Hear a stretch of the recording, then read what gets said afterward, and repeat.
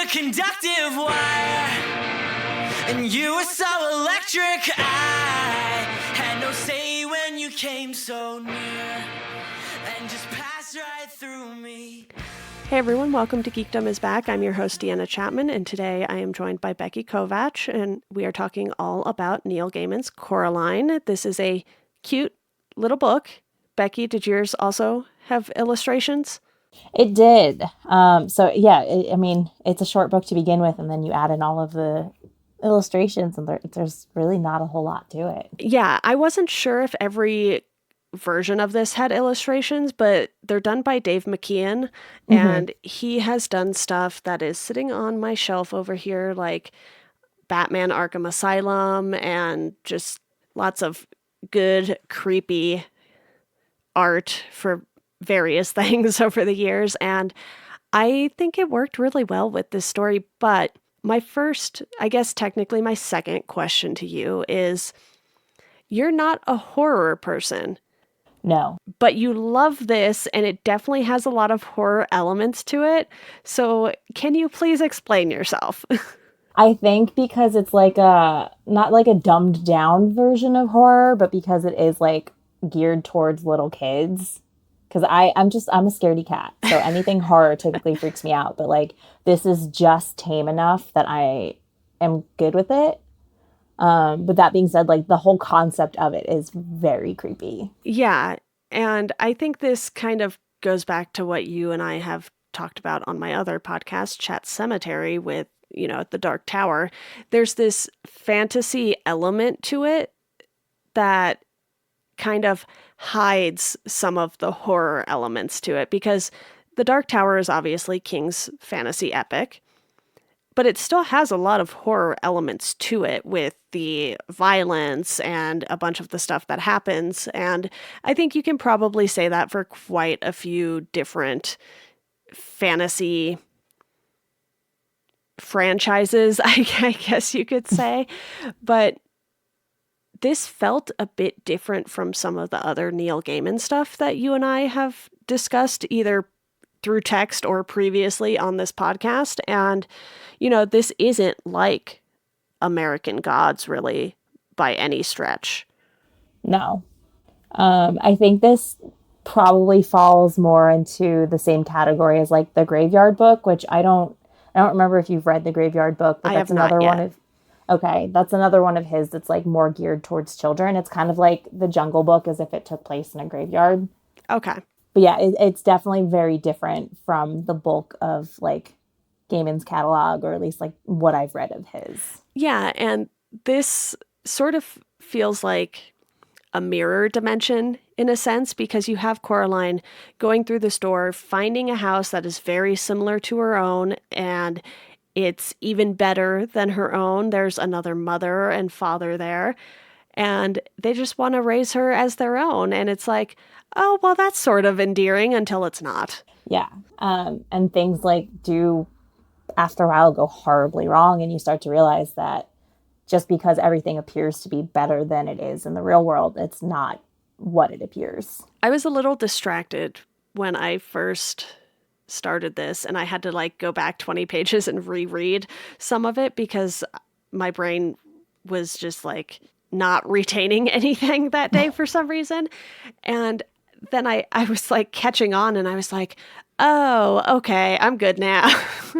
And it got so much more interesting from there. And, I was only like 40 pages in maybe when that first happened. And you have Miss Spink, Miss Forcible, what names he comes up with for these characters. And you have Coraline's sort of just getting to know everyone around. And it's a story that goes in a totally different place than you would expect when it starts. Because at first you think, oh, she's just kind of, going around getting to know people, and there's this like mist/fog that she's playing in. And you kind of think that's going to play a role. And especially as a Stephen King fan, very reminiscent of The Mist. I don't know which story came first, but I love a good Mist story. So I think that worked really well to where I kind of thought it was going to go in a different direction, and where it ended up going was better than I could have imagined. Yeah, I mean, it is hard to tell where it's going in the beginning because she has just moved into this house. She's meeting all of these strange characters that also live in. So the way I kind of picture her home is like it's this big house that they kind of divided up into apartments. Yeah, which that's basically what I lived in Philly. Like they'll have these twin buildings, like these old Victorian twin buildings, and basically the first floor got divided up into 2 apartments, the second floor got divided up into 2 apartments, and then the third floor was all 1 apartment. So it definitely felt like that to me too. Like she was just in the building and would kind of go door to door describing people at first, or Neil Gaiman would go door to door and describe everyone, but then we would see her sort of interacting with certain people more than others, and I think it just worked really well. Yeah, and like you said, you don't really know if you don't know anything about this story. If you don't know if you've never seen the movie, if you've never read it, like you don't know where it's going. So for all you know, the whole book could be based around her interactions with all of these strange people that also live in this house. Yeah, exactly. And I didn't read the back of the book before I started it. I did it like halfway through, and I was like, oh, that makes more sense. So I have this habit of not doing that, especially when I was doing Chat Cemetery for the Stephen King books that I didn't know anything about. I was like, all right, I'm just going to keep going into these ones blind, because a lot of people know the general premise of Cujo, The Shining, Pet Sematary, you know, these big, massive titles that have had multiple adaptations, not Cujo necessarily, but The Shining, The Stand, and Carrie has had like 4 adaptations. It's a bit much, but a lot of people are familiar with those stories already. And like you said, with Coraline, you could be familiar if you've seen the movie, but I hadn't. So I was like, all right, let's just start this and dive in. And it did take me a couple days to read it because, like I said, that first day I was a bit distracted and had to go back. But then once I got into it, it was so easy to breeze through. Yeah, it's a very quick read. So you haven't seen the movie. Right. I didn't watch it just because of time and lots going on right now, but I do have it on my list to get to because I am very curious now what that looks like. Yeah. So I had seen the movie before I read the book for the first time. So this is like my second time reading through the book. And part of my problem reading through the book is that I think the movie stands out a little bit more vividly in my mind just because of the graphic nature of a movie. So there are some slight differences from one to the other. So as I'm reading the book, I'm like waiting for things to happen or like characters to appear that exist in the movie but don't exist in the book. Yeah, I think there's a lot to enjoy with this. And like you said, it's kind of more geared towards kids. So it was fine for you. And I've been very intrigued by like gateway horror, I guess you could call it. So obviously Goosebumps being a big one. You know, that's definitely horror, but I think you would be fine reading Goosebumps, you know? Yeah, I haven't actually read any Goosebumps, but I've seen like some of the TV show adaptations. Yeah, it's just fun little monster kind of stories and stuff like that. And I think Coraline might be creepier than some of the Goosebumps stuff, honestly. But I haven't read Goosebumps in quite some time. I just, I've watched the Jack Black movies, which if you have Jack Black in them, they're not going to be that serious. But I had a publisher send me a book that was like this YA horror book. And I was reading it and I was like, oh, these are kind of fun. And that's how I felt with this because it has those creepy, black cat elements that you get a lot on Halloween, and the illustrations are all super creepy, like they're not normal illustrations by any stretch of the imagination. And it reminded me of Scary Stories to Tell in the Dark and some of the imagery that comes from those stories with these drawings in particular. And I think stuff like that is just so fun because it's creepy, but it's not like gory or disgusting or, it's kind of more weird than any of those other things I just said. Yeah. Yeah, I agree. I do really like the style of the illustrations in this, and I think that it does fit the story perfectly. Because like you said, it is more like weird than it is like downright terrifying. Yeah. And it's one of those things where it's just like, yes, give kids stuff like this, because I don't think all kids should just watch like the same 5 shows. That would be boring. Or, Yeah. just all read Dr. Seuss books or something. Obviously, Dr. Seuss is like a few steps below this book, but, you want to have some variety, I say, as a person surrounded by books of not necessarily a lot of variety, but quite a bit. Yeah, and I mean, you need something for those like quote unquote weird kids that are into like Halloween and spooky things and like don't want to read the same stuff that everybody else is reading. Yeah, like the kids who actually dress up as like Scream or whatever on Halloween, not the ones who dress up as like princesses and I don't know, Scooby-Doo or superheroes, which I love Scooby-Doo and superheroes too. So Yeah. to each their own. I'm not saying every child needs to like horror, but there's something about the way this is done that I think can definitely be seen as some gateway horror and dark fantasy kind of stuff, because this isn't fantastical in the same way that like Lord of the Rings is necessarily, or even Harry Potter, which we've discussed this before already. A little tainted now, but Yeah. there are things of wonder in both of those. And in this, it's just her really trying to escape this thing that seemed wonderful and then turned sour very quickly. Yeah, and I think also the world created within the book and like the other world that she goes to, it's close enough to reality that it does make it that much scarier. Mm-hmm. Whereas with like a Lord of the Rings, that world is so far removed from what we know as reality that, we don't see it in quite the same way that we see this world that she goes to. Yeah. Becky, you being the cat person on this podcast, tell me what you thought about the black cat in this. So I love the black cat, and I love the black cat as a character in the movie too.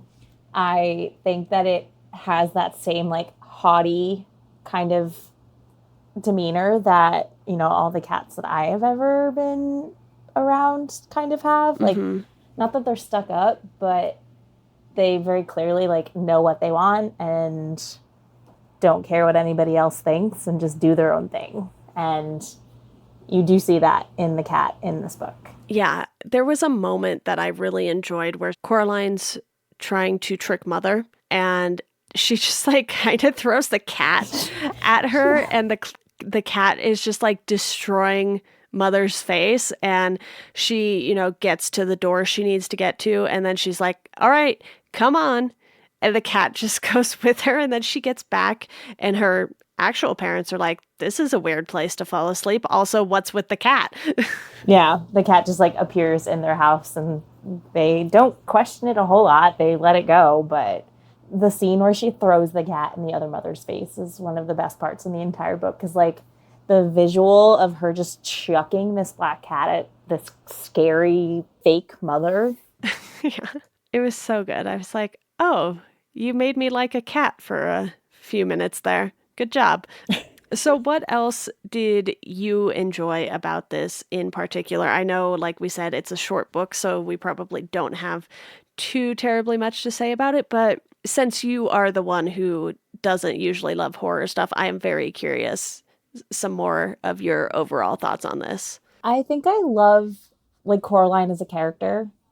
She is a young kid. She's not really taken seriously by the adults around her. She's described as like small for her age, but she isn't afraid to just kind of go out there and explore. Mm-hmm. Like even when she first gets to the other world, which I don't even know if that we've talked about like how she discovers it, but when she first gets to the other world, she just kind of roams around the house and she roams around the grounds, and I don't know, I like that she is not afraid. And even when she is afraid, she doesn't stand down. She literally challenges this crazy, creepy other mother to a game to save her parents and to save these ghost children that she's met along the way. Yeah, because other mother is basically like, oh, I bet you can't figure out where they are. And she's like, nah, they're behind that door.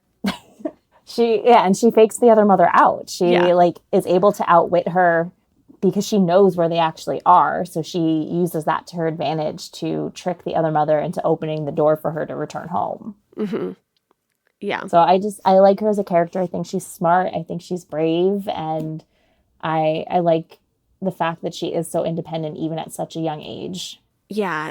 One of the other things about stories like this, and, I wouldn't necessarily call this a coming of age story because it's a very singular event that happens to Coraline, but I adore stories that involve kids around this age.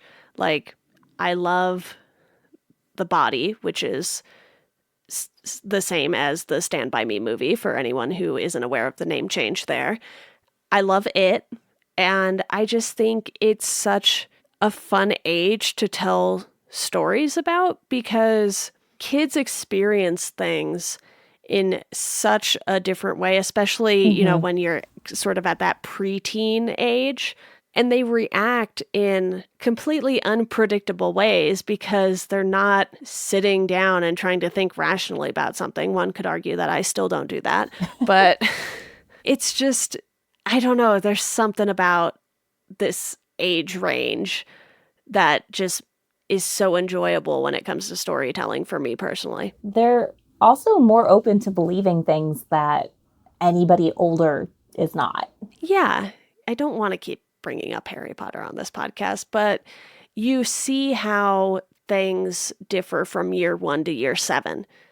They're so full of wonder and whatnot year 1, and you see how everyone gets a little more cynical as they go and experience more things. And, because they're preteens year 1, and then basically going up through 18-ish, I guess, by year 7. So that's a long time too, to sort of sit with characters. And Coraline is just so entertaining, whether it's before she's sucked into this other house or during or after.